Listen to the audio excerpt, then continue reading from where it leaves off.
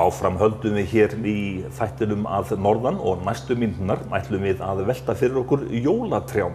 Við erum stödd í Sólskógum, rétt innan við Akureyri í Kjarnaskógi.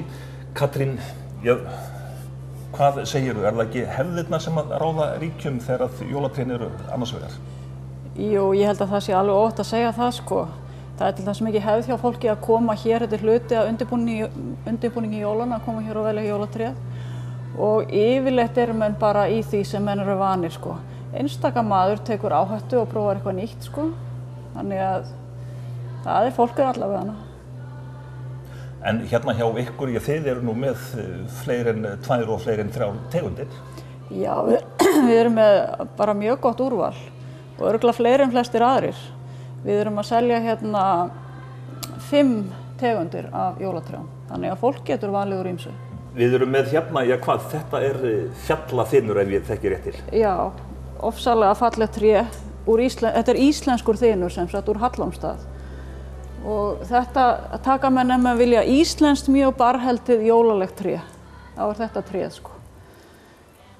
En þetta svona, hvað segir við, bara kóngurinn? Já, þetta sko það flottasta sem við erum með sko, þetta það flottasta. En blágreinið sem hérna við hliðina til dæmis, það eru menn líka mikið að taka því að það svo barheldið líka. Og það er ákveðin hópur hérna á Akureyri sem að tekur alltaf blágreini og vill ekkert nema blágreini. En þegar maður kaupir lifandi jólatré og fer með þau heim, hvernig á að hirða þau þegar maður tekur tréð inn?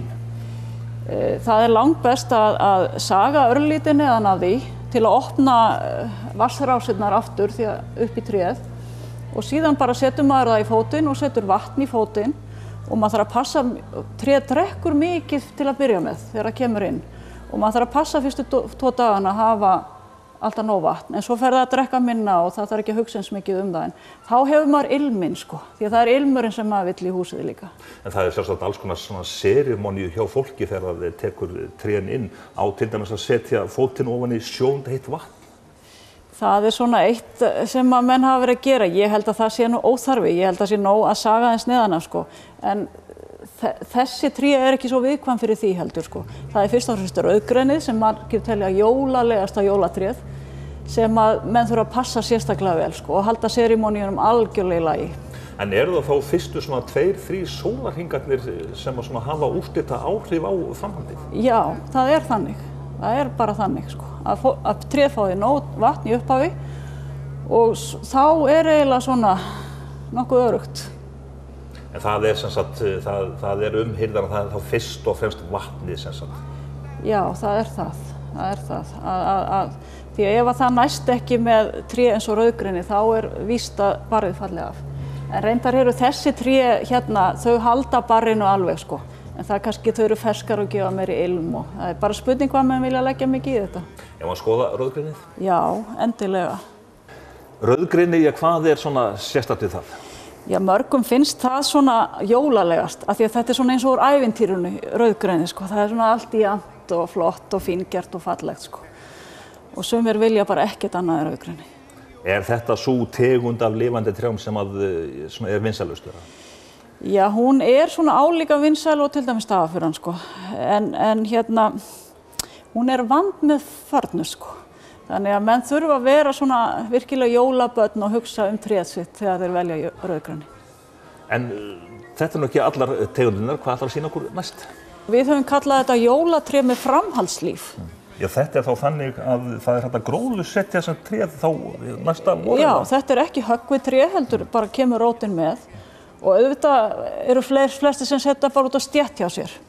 Og setja þetta svo út í garð bara þegar vorið kemur. En það hægt að taka þetta inn og hafa þetta sem jólatré, menn með ekki hafa þetta inn í marga dagar sko. En þetta valmöguleiki fyrir fólki sem á sumarbústaðalandi eða stóra lóð. Og svo sjálfsagt fyrirtæki sem eru mikið með jólaskeytingar úti og svona? Já, því ekki það. En þetta sem sagt þá bara tré sem á sér framhaldslíf? Já, það svoleiðis. Þetta nýjung hjá okkur eða þetta svona að aukast? Nei, við höfum alltaf verið aðeins með þetta og þetta ákveðin hópur fyrir finnst þetta spennandi að takast á við þetta. Við erum græna putta og langara. planta aftur. En þessi tré þurfa þá einhverja umhirðu líka? Já, þú þarf bara að setja það í gott skjól þegar jólin eru búin og geyma það á svona skjólgóðum og góðum stað. Best vera að fara kafa í snjó, en það ekki víst að það geti gerst alltaf. Hérna erum við sem sagt með stafafuruna íslensku.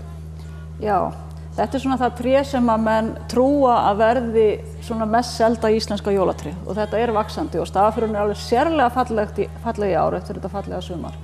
Og það eru alltaf fleiri og fleiri að skipta yfir í stafafuru. Hún er svo barheldin sko, og hún stendur alltaf fallegt og maður missi tök á vatninu og allt því sko. Þannig að hún er bara, en hún er öðruvísi. Hvað með lyktina?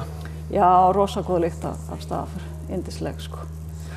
En svo er það, líklega, vinsælasta jólatrið, það er í raun og veru innflutt frá vinnum okkar í Danmörku. Já, það er þessi danski Normannstinur, sem er náttúrulega bara ofsalega fallegur og dökkgrænn og flottur.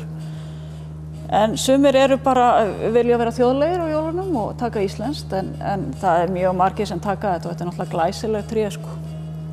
Hvað með sjálfan þig?